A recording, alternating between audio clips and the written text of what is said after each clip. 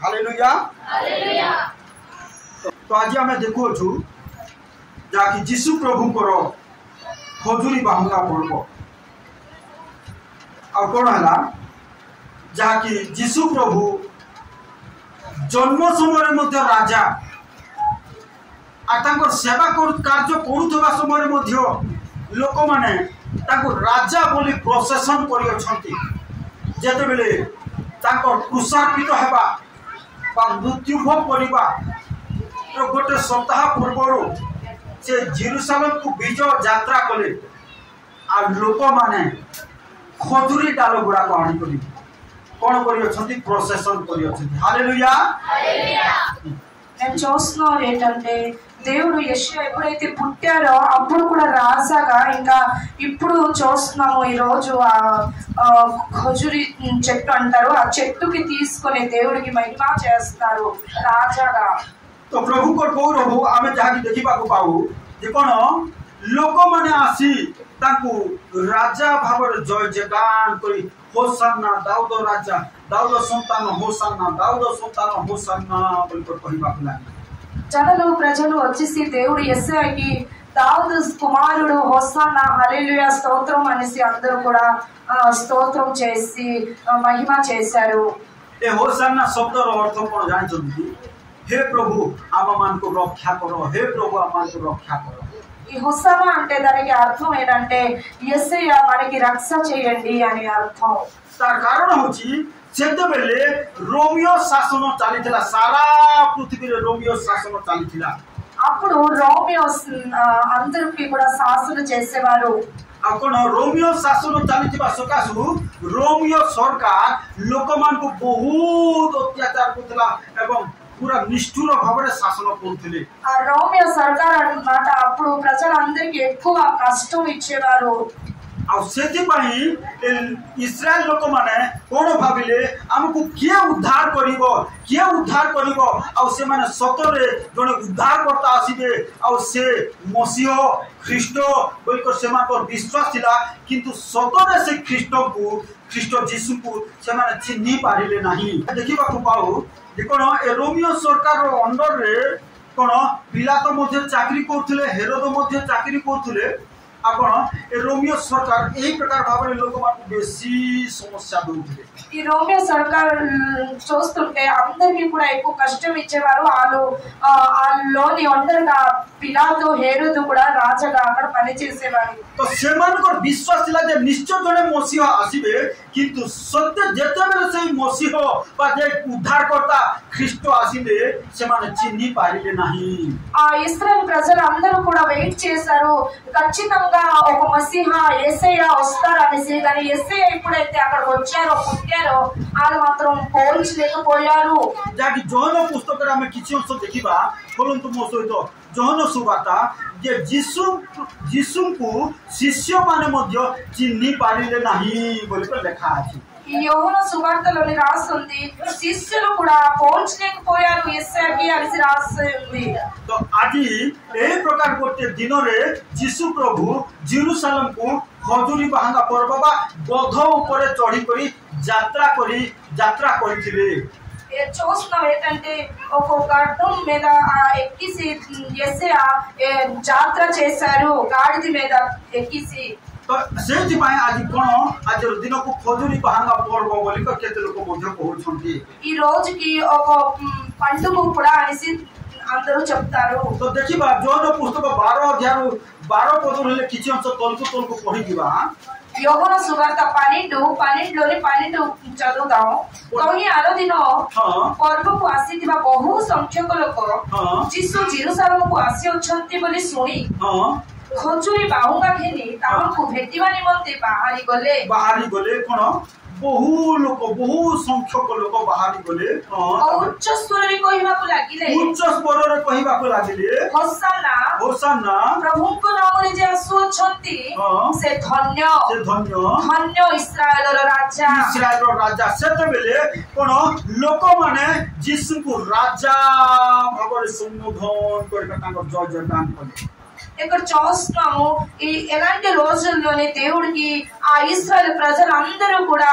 రాజాగా జయ జయ చేశారు तो तीनोटी ईश्वर आम देखा पाऊ जे जीशु को लोक मैंने राजा बोली संबोधन कर ఆ మూడు సుట్లు దేవుడు యేసయ్యకి రాజాగా ప్రజలందరూ చెప్పారు. जन्म समय लोक मैंने कहले राजा बोली संबोधन कले पंडित माने ज्ञानी माने विद्वान लोक मैंने राजा बोली कहले యేసయ్య ఎప్పుడైతే పుట్టారో అప్పుడు ఆ విద్వాను ఆ పండితులు అందరూ కూడా చెప్పారు రాజా అనేసి. सेवा कार्य करुवा समय कौन जेरूसालेम को यात्रा करने समय लोक मैंने राजा बोली इस्राएल राजा बोली संबोधन कले. దేవుడు ఎప్పుడైతే సేవ చేసేవారు కదా అప్పుడు కూడా ఇశ్రాయేలు ప్రజలందరూ కూడా రాజా అనేసి పిలిచారు. मृत्यु समय लोक मैंने कौन इस्राएल राजा बोली कहला कौन कही साक्ष्य दे. ఎప్పుడైతే యేసయ్య మృత్యు అయ్యారో అప్పుడు కూడా ప్రజలందరూ కూడా చెప్పారు ఈ వ్యక్తి రాజా అనేసి చెప్పి ఉంటాడు అనేసి అందరూ కూడా చెప్పారు. జీసు హౌచంతి ప్రకృତରେ రాజా. యేసయ్య ప్రకృతంగా ఒక రాజు. से समग्र विश्वर राजा. ఈ లోకం అందరికి రాజు. से स्वर्ग पृथ्वीर समस्त राजा अटंती. ఈ లోకం ఈ భూలోకం అందరికి రాజుగా యేసయ్య ఉన్నారు. जेहेतु राजा बोले गोटे राज्य अच्छी. ఎందుకంటే యేసయ్య ఒక రాజు అంటే ఆయనకు ఒక రాజ్యం కూడా ఉంది. राज्य अच्छी स्वर्ग राज्य. ఆ రాజ్యం ఎక్కడ ఉందంటే పరలోకంలోనే ఉంది. राज्य को जदि जीवाको चाहउछंती ताले समस्त पाप समस्त धर्म को छाड़ी करी प्रभु रास्ता रे विश्वस्त भाव रे चलबा. से राजा रास्ता रे विश्वस्त भाव रे चलबा पड़बो. से राजा को कथा को सुनबा को पड़बो. మీరు కానీ ఆ పరలోకం ఆ రాజ్యంకి వెళ్ళడానికి ఇష్టమైతే ప్రతి ఒక్క పాపంకి అధర్మంకి విడిచిపెట్టేసి ఆ రాజా చెప్పిన మాట ఇనిసి ఆ దారిలోని మీరు పరిశుద్ధంగా నడాలి. সেই রাজ্যরে কোনসি দুঃখ নাই, রোগ নাই, অভাব নাই, কষ্ট নাই, যন্ত্রণা নাই, সমস্যা নাই. আজ আমি দেখুছি অনেক প্রার্থনা অনুরোধ আসুছি কে বলছি মোর গোড় ব্যথা, কে বলছি মোর পেট ব্যথা, কে বলছি মোর মোটা ব্যথা পাই প্রার্থনা কর. তাকে মনে রখ সেই যিশুঙ্কর রাজ্যকে বলে কোনসি রোগ নাই, কোনসি মেডিকাল को जीवाको पर्व নাই, कोनसी असुस्थता नहीं, कोनसी अभाव नहीं, कोनसी अशांति नहीं, कोनसी शत्रु नहीं, कोनसी प्रतिवादी नहीं, कोनसी विवादी नहीं. Hallelujah hallelujah. దేవుడు ఎట్లా ఏంటంటే మేము ఆ పరలోక రాజ్యం యేసయ్య రాజ్యంకి వెళ్తామంటే అక్కడ ఎలాంటి ప్రకారమైన రోగాలు లేదు, కష్టం లేదు, శత్రువు లేదు, అపవాది లేదు, ఎలాంటి ప్రకారం అంటే అభావం కూడా ఉండదు, లేమిడి కూడా ఉండదు. కానీ ఇప్పుడు వింటున్నాం ఏంటంటే సాక్ష్యంలోని మా కోసం ప్రార్థన చేయండి, ఇదే అది కావాలి, మాకు రోగులు ఉండాల్సి. ଆପଣ ମାନେ ଜାଣନ୍ତି ଯୀଶୁ ପ୍ରଭୁ 5ଟି ରୋଟି ଆଉ 2ଟି ମାଛକୁ ଏତେ ଲୋକଙ୍କୁ କାହିଁକି ଖାଇବାକୁ ଦେଲେ? ତାଙ୍କର ଖାଇବାକୁ ଦେବା ବଢେଇବା କାରଣ କଣ? యేసయ్య ఆ 5 రొట్టెలకి 2 చేపలకి ఎంత మందికి భోజనాలు ఎందుకు పెట్టారు? దానికి కారణం ఏంటి? କାରଣ କଣ ଥିଲା ବୋଲି ଭାବୁଛନ୍ତି? దానికి కారణం ఏంటనేసి మీరు అర్థం చేసుకుంటున్నారు. କଣ କାରଣ ଥିଲା ବୋଲି ଆପଣ ମାନେ ଭାବୁଛନ୍ତି? କଣ କାରଣ ଥିଲା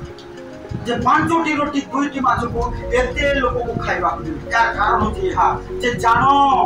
मो राज्य रे मो होची जने राजा, मो राज्य गुटे अछि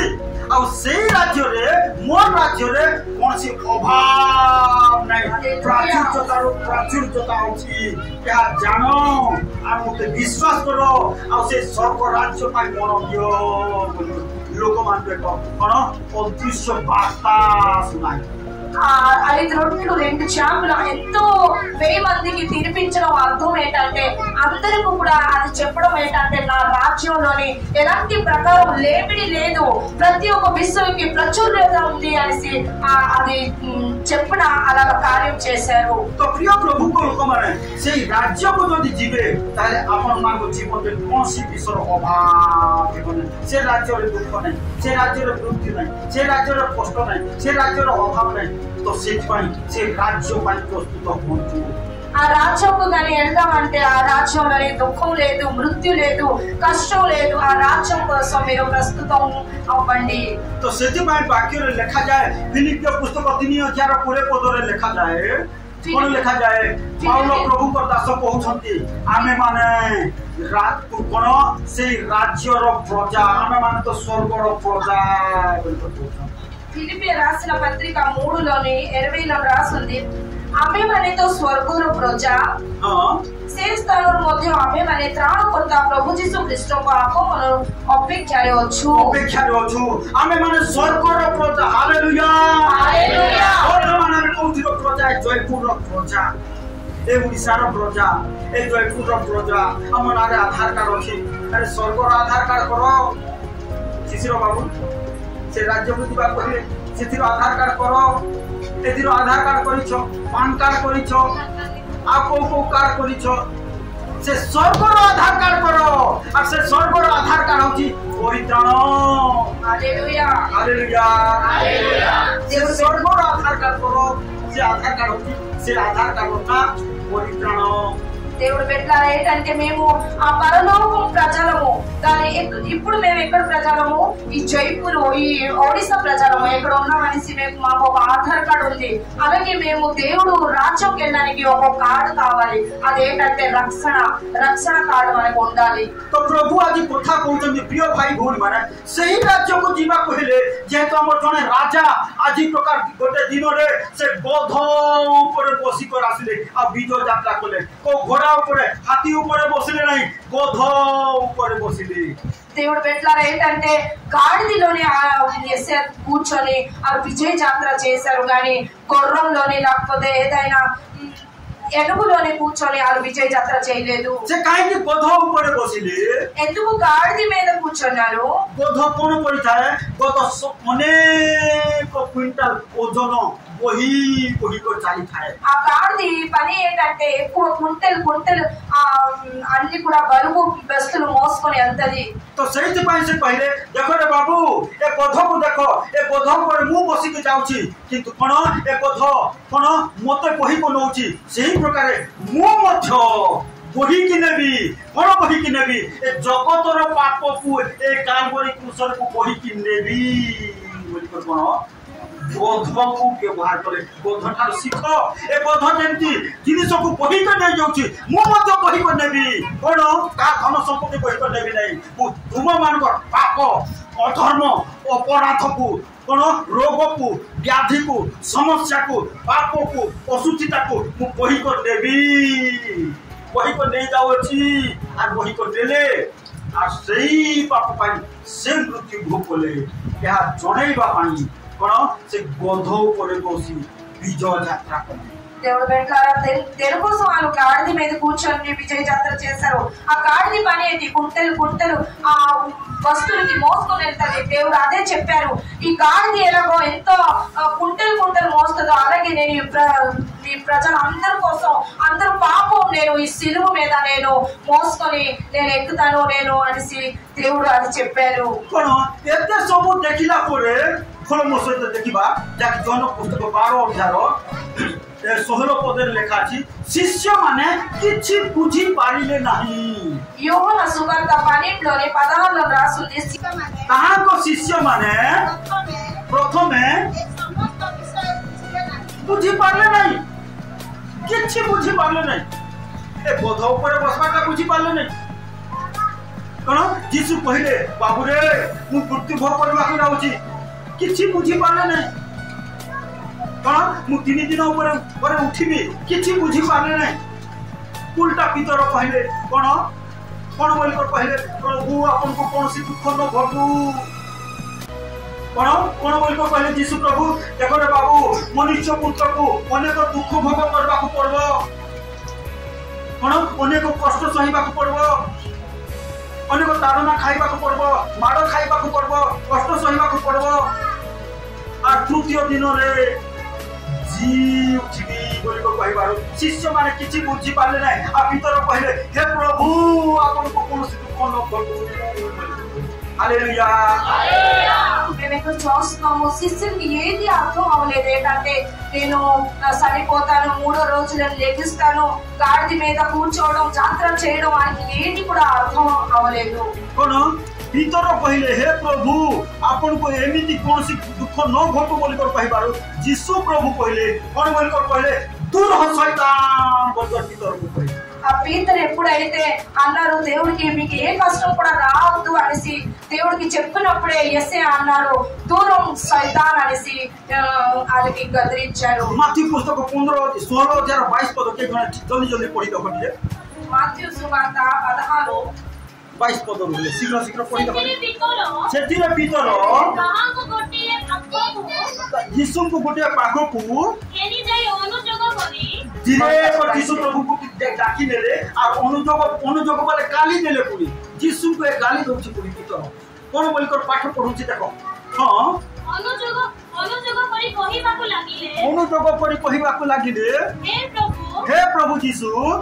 ईश्वर आपनको दया करନ୍ତୁ ईश्वर आपनको दया से बुझी पार नहीं कोन ये से निजे ईश्वर बोली कर बुझी पार नहीं आ कोन बोलछि ईश्वर आपनको दया करंतु ଏହା ଆପଣଙ୍କ ପ୍ରତି केबे हे न घटू हां तापर किंतु यीशु बुली पड़ी भीतर को कहिले किंतु यीशु बुली पड़ी भीतर को कहिले मो आगरु दूर हो कोन हो बोली कर कहिले दूर हो शैतान तुम्हें मोहर विघ्न स्वरूप कारण तुम्हें ईश्वर को विषय न भावी मनुष्य विषय भाबुअछ। हालेलुया तार अर्थ यीशु प्रभु कहले देखो रे बाबू मते दुख घटिबो मते समस्या घटिबो कोन मते कोन निंदा आसीबो मु क्रूस बहन करबी मु मरिबी बोली कर कहि पारो भीतर कहले या केबे न घटू बोली कर कहले तार अर्थ जानो से यीशु को मृत्यु को प्रतिरोध करथला से कोनथला शैतान ता भीतर एंटर करबो कहि पारो भीतर को कहले दूर हो शैतान बेले बेले विश्वासी मान को भीतर भी शैतान पसबो भीतर पसला बोले विश्वासी भीतर पस पारबो कि नहीं अब भीतर पसला कोन बोली कर कहला तुमको दुख न घटू के शैतान सुनो के शैतान जो कहलो जे जदि तुमको कहूची यीशुकर पाई दुख सहीबारो जदि तुमको से बारण करूची बोले से होची शैतान के शैतान बुझा पड़ुची यीशुको पाई जदि तुमको कष्ट आसुची और के जदि बारण करूची नहीं काहे एते कष्ट सहीबो काहे तू दुख कष्ट सहीबो बोल कर जदि कहूची बोले से होची कोन शैतान से होची के शैतान ये शैतान बुझा पड़ुची ये शैतान ये यीशु को पाई जदि तुमको दुख आसुची अलगा टंका पैसा पाई दुख आसले सेटा किछि नै यीशु को पाई प्रभु को पाई स्वर्ग पाई जदि तुमको दुख आसुची कष्ट आसुची क्लेश आसुची आ के जदि मना करछि काहे के एते कष्ट सहीबो हे प्रार्थना बोली प्रभु बोली काहे के एते कष्ट सहीबो हे बोली से शैतान ना ऊपर गौरव आम देखुचु कोन भीतर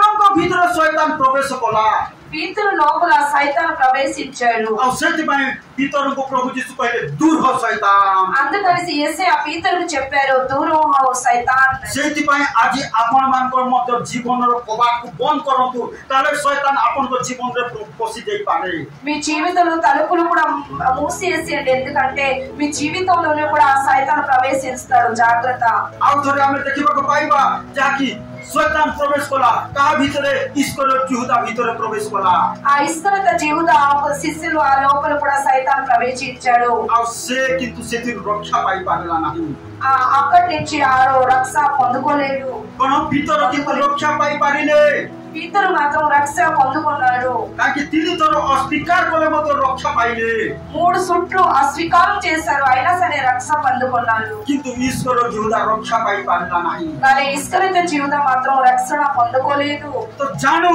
जे आमर थोड़े राजा अछंती आ कोन से राजा मान को राजा आ तांकर गोटे राज्य अछि మనకు ఒక రాజు ఉన్నారు ఇంకా రాజుకి రాజుడు ఆ ఒక రాజ్యం ఉంది आ से एही प्रकार गोटे दिन रे कोन मनुष्य बेसरे गध ऊपर जेरूशलेम को विजय यात्रा कले ఎలాంటి ఒక రోజుల్లో దేవుడు ఆ గర్భం మీద కూర్చొని యెరూషలేముకి విజయ యాత్ర చేశారు आ देखिबा बाइबल में देखिबा अनेक थर कहिछि आ कोन यीशु केते थर कांदिले बोली लेखा अछि केते थर कांदिले आ ओरे केते थर कांदिले कार मन अछि को यीशु केते थर कांदिले मने नहीं पासरी गलो को जगह लाजर पाखरे आरो तांको प्रार्थना न सुनला लोक 19 अध्याय को आस सुभाष आज्ञा कोठी काम दिले को हां लाजर कबर रे काम दिले आथरे कोठी हां जेरूसालेम मंदिर रे काम केते बेले काम दिले सेटा लोक मन व्यवसाय करला ओ ठीक अछि सुन लो ताली बोलो लोक 19 अध्याय को आस लोक 19 अध्याय 38 पदरु पढी चलो देखिबा के जन भलरे 38 पदरु प्रभु को नाम रे जे राजा आसु अछन प्रभु को नाम रे जो राजा यीशु राजा आसु अछन से धन्य स्वर्ग रे शांति स्वर्ग रे केवल शांति अछि से स्वर्ग को जीव बोले केवल शांति पाई पारबो ए दुनिया रे कोन से शांति नै कोठी भी शांति नै सब देश रे सब राज्य रे केवल अशांति अछि आ परलोकंలో గాని మీరు వెళ్తారంటే పరలోకం చూస్తుంటే కేవలం శాంతి ఉంది కానీ భూలోకంలో చూస్తే ఎలాంటి రాజ్యంకి వెళ్ళినా ఎలాంటి దేశంకి వెళ్ళినా సరే అక్కడ అశాంతి ఉంది 45 पदर पढी चलो तारे सेतरे लोक समूह मध्यरु केतेको फारुसी तांको कहिले हे गुरु आपनको शिष्य माननको धमक दियंतु से उत्तर देले मु तुम माननको कहूची ए माने तुनी होई चुपचाप होई रहिले पत्थर गुडा को पाठी करिवे हालेलुया यीशु को तुम्हें आराधना न कले प्रभु कहते ए पत्थर गुड़ाक मोर आराधना करेंगे దేవుడు అంటున్నారు మీరు కానీ దేవుడు స్తుతి చేయకపోతే రాయలు దేవుడికి స్తుతి చేస్తారు అని రాస్తుంది 41 पद पढो तापर देखा ଆଉ ଯେତେବେଳେ ସେ ନିକଟକୁ ଆସିଲେ ସେତେବେଳେ ନଗର ଦେଖି ତାହା ନିମନ୍ତେ ରୋଦନ କରି କହିଲେ କାନ୍ଦି କରି କହିଲେ ଯେରୁସାଲେମ ନଗରକୁ ଆସିଲେ আর କାନ୍ଦି କରି କହିଲେ कोन କହିले तू जदि आज शांतिर विषय गुड़िक जानी थांतु मात्र एबे से गुड़िक तो दृष्टि गुप्त होई रही अछि कोन जानी पारबो नै आज जे शांतिर राजा आसु अछि हे जेरूसालेम रो लोक माने जानी पारबो नै आज से जेरूसालेम होचे मंडली आज मंडली रो लोक माने मध्य जानी पारनांती यीशु को जानी पारनांती शिष्य माने बुझी पारले नै आज हम मंडली लोक माने मध्य बुझी पारनांती జెరూసలేము అక్కడ ఉన్న ఏవే ప్రజలు కూడా దేవునికి అర్థం చేసలేదు శిష్యులు కూడా అర్థం చేసలేదు ఇప్పుడు చూస్తుంటే సంఘంలో ఉన్న ప్రతి ఒక్క విశ్వాసీలు కూడా దేవునికి అర్థం చేసలేకపోతున్నారు कोन यीशु रोदन कोले ए जगह रे द्वितीय थोर या रोदन कोले कहीं के रोदन कोले तुम बुझी पालो नै मुझे शांति रो राजकुमार मुझे शांति रो राजा आसी आ तुम आज बुझी पालो नै बोल कोले काहे की बुझी पालो नै बोल कोले तो कहबी माथि पुस्तक रे लिखा अछि बोलो मो सहित माथि पुस्तक निकट पास काहे की बुझी पाले नै आर कोन पढुथिले तो देखिबा पढ़ो 10 पद की पढ़ता बरे आउ से जेरूसालेम रे प्रवेश करते नगर जाको ए किए बोली चहल पड़ी गला नगर जाको किए बोली लोक जानि पाले नै अरे हमर शांति रो राजा आसले हमको उद्धार करबाको हमको रक्षा करबाको बुझी पाले नै आज तुम यीशु को मध्य विश्वास करिछ तुम जीवन रे महान विषय पाइछ बुझी पारुनो से यीशु का तुम जीवन रो सब समस्या रो समाधान करबार रास्ता जोर से कहबा हालेलुया आज जो माने यीशु को पाइछ तुम बहुमूल्य विषय पाइछ ए व्यक्ति అయితే యేసయ్యకి పొందుకున్నారో ఆ లోక బహుమూల్య విషయం పొందుకున్నారు समस्त विषय रो समस्त समस्या समाधान करबार रास्ता ఆ యేసయ్య ప్రతి ఒక్క విషయం సమాధానం చేసిన దారి कोन किंतु लोक माने बुझी पाले नै आ से जेरूसालेम रे कोन बिजनेस बा जेरूसालेम प्रभु प्रार्थना प्रभु कोले नै किंतु कोन सेटा बिजनेस रो प्रभु कोले कोन सेति माय यीशु प्रभु कान दिले बोल आ येसे ఎందుకు ఏడిసారంటే ఆ యెరూషలేము ఆ సంఘంకి ఒక ప్రార్థన ఆ సంఘం చేయలేదు కానీ అక్కడ బిజినెస్ అందరూ చేసేవారు అది చూసి యేసయ్య ఏడిసారు से 12 पदरे ପରେ ଯୀଶୁ ମନ୍ଦିର ମନ୍ଦିରରେ ପ୍ରବେଶ କରି जेरुसालेम मंदिर रे प्रवेश करी ସେ ସ୍ଥାନରେ କ୍ରୟ ବିକ୍ରୟ କରୁଥିବା किना बिका करूथबा लोक मान को देखले तार अर्थ जेरुसालेम मंदिर रे प्रार्थना चालू नथिला किना बिका चालुथला बिजनेस चालुथला आज लोक माने मध्य बिजनेस रे व्यस्त प्रार्थना रे व्यस्त नाही यीशु कथा रे व्यस्त नाही से दिन मध्य लोक माने बिजनेस रे व्यस्त आज मध्य लोक माने बिजनेस रे व्यस्त तापर आगमन हेले मध्य लोक माने बिजनेस रे व्यस्त भोजन पान रे व्यस्त खाइबा पीबा रे व्यस्त हेबे आर स्वर्ग को राप्चर रे जाई पारबे नहीं बोल लिखा ఇక్కడ చూస్తుంటే యెరూషలేంలోని అందరూ కూడా బిజినెస్ లోని వాళ్ళు వ్యతివస్తులు ఉన్నారు. ఇప్పుడు చూస్తే ఈ సంఘంలోనే కూడా అందరూ అలాగే వాళ్ళ మైండ్లు బిజినెస్ లోనే ఉంది, యేసయ్య కోసం లేదు. देखिबा कोन लेखा अछि प्रथम ग्रुप लोक हेले कोन किना बिका क्रय विक्रय करूथबा लोक द्वितीय रे कोन लेखा अछि कोन तापर पढो पुणी मुद्रा व्यवसाय मुद्रा टंका को बिजनेस टंका रो एक्सचेंज करबा लोक माने थार कलंतर लोक बा लोक माने से मंदिर रे थिले प्रार्थना करूनथले बोलले द्वितीय ग्रुप ఇక్కడ చూస్తుంటే ముందుగా ఏంటంటే బిజినెస్ చేసేవారు, రెండోది ఏంటంటే డబ్బులు ఇచ్చేవారు. ఆ రెండో గ్రూప్ ఉండేవారు ఆ సంఘంలోని యెరూషలేంలోని. तृतीय ग्रुप की प्रकार लोक माने ନେଜ ଓ କାପ୍ତା ବ୍ୟବସାୟୀ ମାନଙ୍କର ଆସନ ଅଲଟାଇ ପକାଇଲେ. ନେଜ ଓ କାପ୍ତା ବ୍ୟବସାୟୀ ଅର୍ଥାତ କାପ୍ତା କୁ ନେଇ ବଳିଦାନ କରୁଥିଲେ ଲୋକ ମାନେ ତ जेरुसालेम मंदिर एति व्यवसाय चलिला प्रार्थना चाली नथिला प्रार्थना बढ़िला कि प्रार्थना चाली नथिला. चतुर्थ ग्रुप कोन बोली को लेखा अछि 13 पद पढता आ यीशु सेମାନଙ୍କୁ କহিଲେ ଲେଖା ଅଛି ଆମର ଗୃହ ପ୍ରାର୍ଥନା ଗୃହ ବୋଲି ଖ୍ୟାତ ହେବ, ଆମର ଗୃହ ପ୍ରାର୍ଥନାର ଗୃହ ବୋଲି ଖ୍ୟାତ ହେବ, କିନ୍ତୁ ତୁମେ ମାନେ ତାହାକୁ ଦାସ୍ୟ ମାନଙ୍କର ପ୍ରବଳ କରିଅଛ. ଦସ୍ୟୁ ମାନଙ୍କର ପହର ଆଡ୍ଡା କରିଅଛ. काहे कांदिले यीशु लोक माने प्रार्थना न करबा सकासु यीशु कांदिले. దేవుడు యెషయా ఎందుకు ఏడిసారంటే ఈ ప్రజలందరూ కూడా ప్రార్థన చేయలేదు, అందరూ బిజినెస్ లో ఉన్నారు. అది చూసి దేవుడు ఏడిసారు. ప్రథమ కాందిలే లాజారర కబరర కాందిలే. ఆ లాజరు సమాధిలోనే ముందుగా యెషయా ఏడిసారు. ద్వితీయ యీశు కాందిలే जेरुसालेम मंदिर लोक माने बिजनेस करूथले कारण प्रार्थना रो ग्रहण न करी बिजनेस करूथबा सकासु కాందిలే. రెండో సుట్టు యేసయ్య ఎక్కడ ఏడిసారంటే యెరూషలేము మందిరంలోని ప్రతి ఒక్క ప్రజలు వ్యవసాయంలోనే ఉన్నారు కానీ ప్రార్థన చేయలేదు అనేసి అది యేసయ్య ఏడిసారు. ଆଜି ମଧ୍ୟ ଯୀଶୁ କାନ୍ଦୁଛନ୍ତି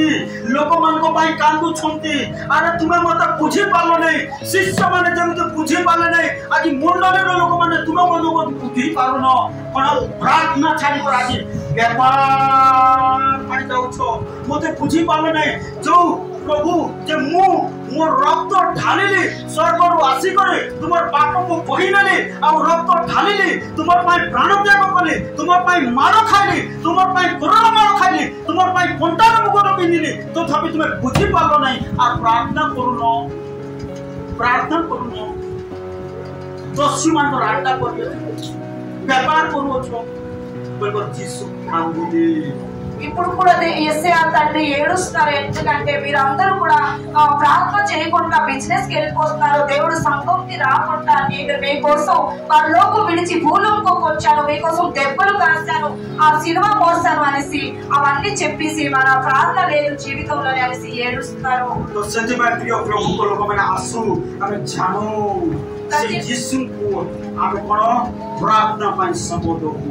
అందుకనేసి దేవుడు యేసయ్యకి మేము అర్థం చేసుకుంటాం, ఇంకా యేసయ్యకి ప్రార్థన చేయడానికి మేము సమయం తీద్దాం. కాకి సై ଲୋକମାନଙ୍କ ପାଖରେ ମଧ୍ୟ କୋନ ପ୍ରାର୍ଥନା ପାଇଁ ସମୟ ନଥିଲା. ସବୁ ବେପାର ସବୁ ବିଜନେସ୍ ସବୁ କାରବାର କୋନ ଚୋର ଡକାୟତ ମାନଙ୍କର କୋନ ଆଡ୍ଡା କରି ଦଉଥିଲେ ସେ ମନ୍ଦିରକୁ, କିନ୍ତୁ ପ୍ରାର୍ଥନା ପାଇଁ ସେମାନଙ୍କ ପାଖରେ ସମୟ ନଥିଲା. అప్పుడు చూస్తుంటే ఎవరికి కూడా ప్రార్థన చేయడానికి సమయం లేదు. ప్రతి ఒక్క బిజినెస్ కి వాళ్ళకి సమయం ఉండేది. కానీ ଆଜି ଏଇଥିପାଇଁ କାହା କାହା ପାଇଁ ଯୀଶୁ କାନ୍ଦୁଛନ୍ତି, ଯୋଉମାନେ ପ୍ରାର୍ଥନାକୁ ଆସୁନାହାନ୍ତି कोन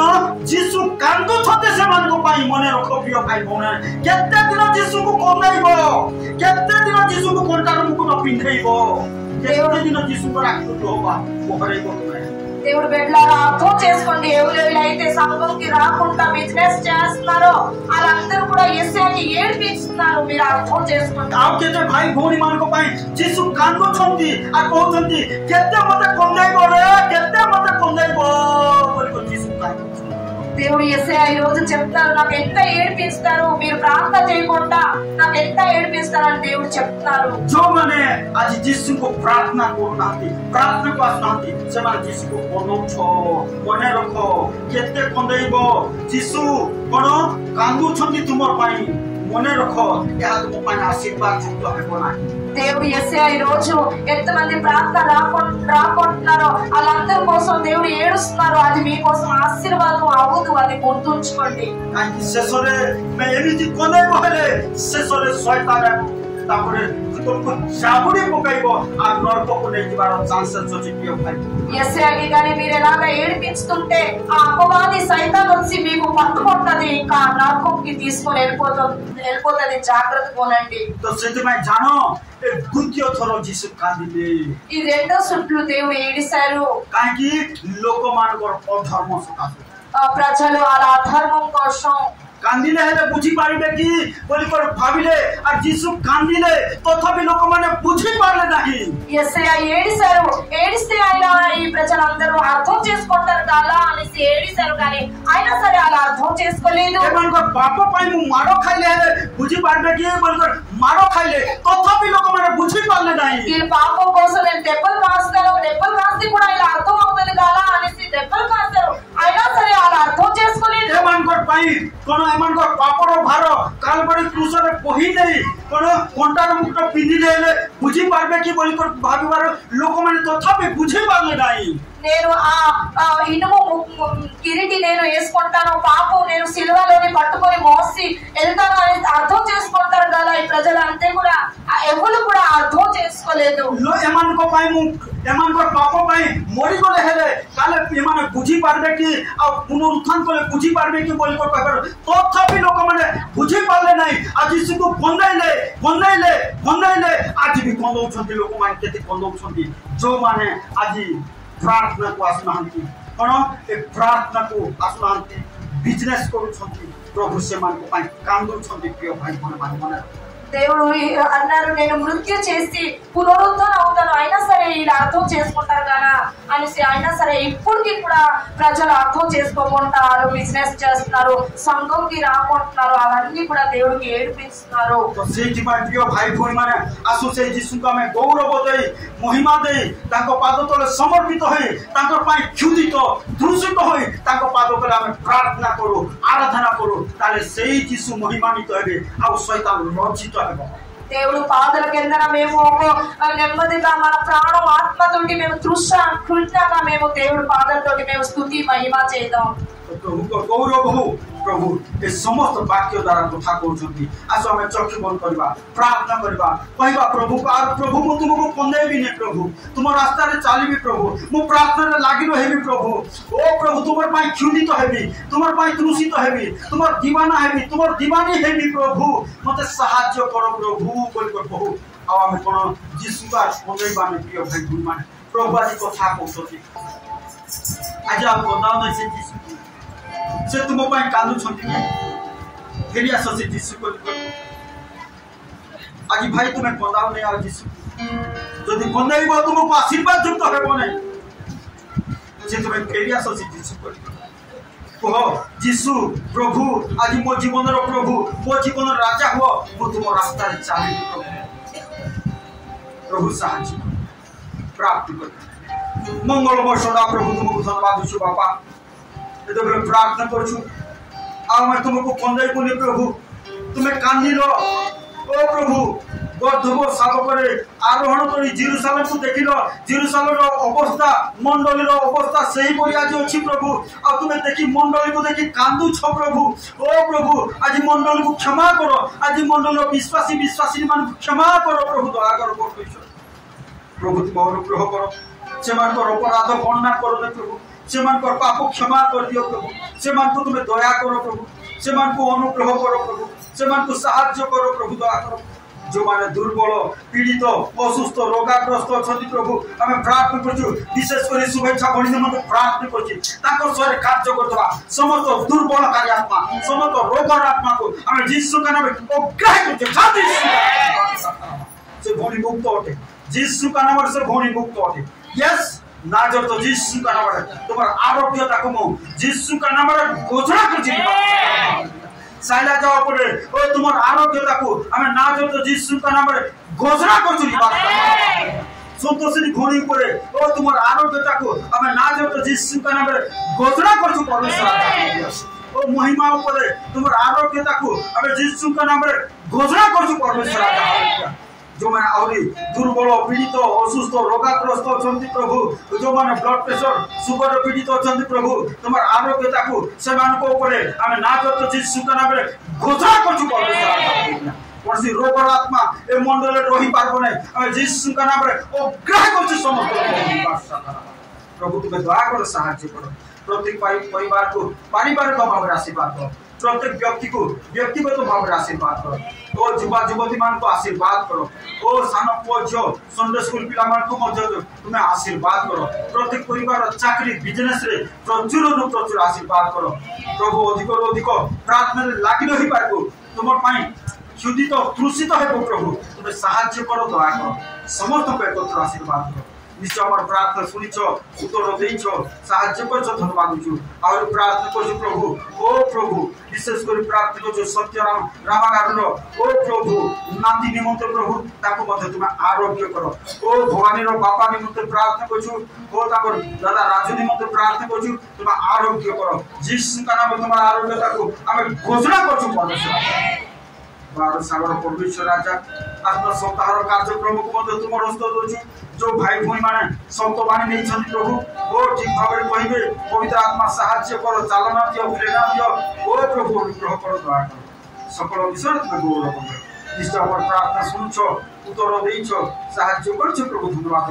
तुम प्रिय पुत्र नाजर जीशु ख्रीष्ट नाम प्रार्थना करुँ।